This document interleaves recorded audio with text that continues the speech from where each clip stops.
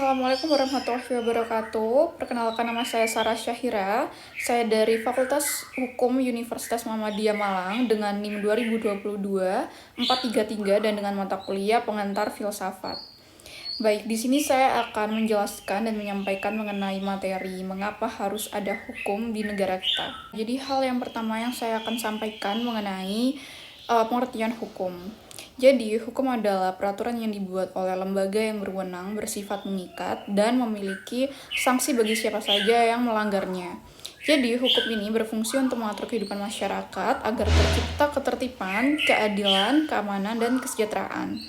Jadi di Indonesia, hukum menjadi dasar penyelenggaraan negara karena Indonesia adalah negara hukum, bukan negara yang berdasarkan kekuasaan semata. Selanjutnya, dasar hukum dalam Undang-Undang Dasar Negara Republik Indonesia tahun 1945.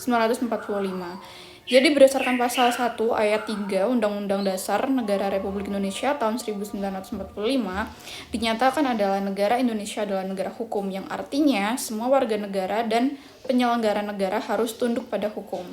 Yang kedua, tidak ada seorang pun yang kebal hukum. Dan yang ketiga, segala tindakan pemerintah harus berdasarkan hukum.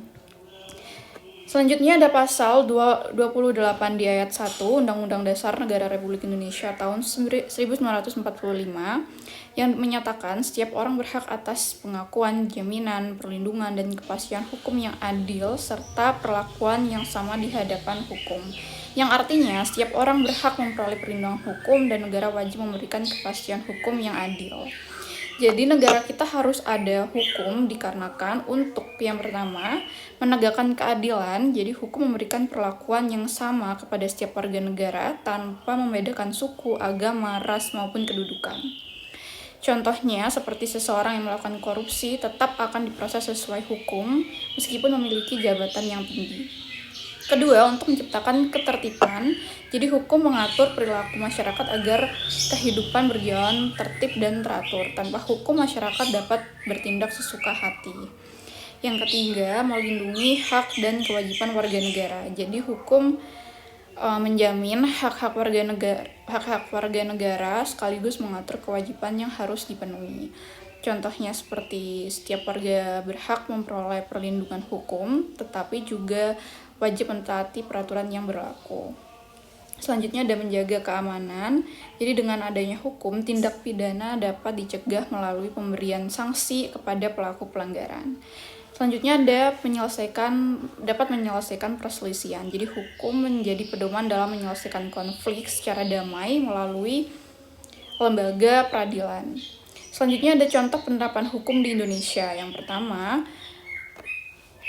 seperti membayar pajak sesuai ketentuan, menghormati hak milik orang lain, mematuhi rambu lalu lintas, dan memakai helm mungkin saat berkendara, dan tidak melakukan korupsi atau tindak pidana lainnya, dan menyelesaikan sengketa melalui pengadilan. Selanjutnya ada akibat jika tidak ada hukum di Indonesia. Yang terjadi adalah kekacauan dalam masyarakat, kejahatan meningkat, tidak ada kepastian hukum, hak-hak masyarakat tidak terlindungi, dan konflik sulit diselesaikan secara adil. Dan pembangunan negara akan terganggu. Selanjutnya ada teori hukum alam berdasarkan Thomas Aquinas yang menyatakan bahwa hukum harus didasarkan pada keadilan, moral, dan akal budi. Jadi hukum tidak hanya mengatur perilaku, tetapi juga harus mencerminkan nilai-nilai yang benar dan adil. Jadi kesimpulannya adalah negara Indonesia harus memiliki hukum karena Indonesia adalah negara hukum sebagaimana ditegaskan dalam pasal 1 ayat 3 Undang-Undang Dasar Negara Republik Indonesia tahun 1945. Jadi hukum berfungsi menciptakan ketertiban, menegakkan keadilan, melindungi hak dan kewajiban warga negara, serta menjaga keamanan, menyelesaikan perselisihan, serta mendukung kesejahteraan masyarakat.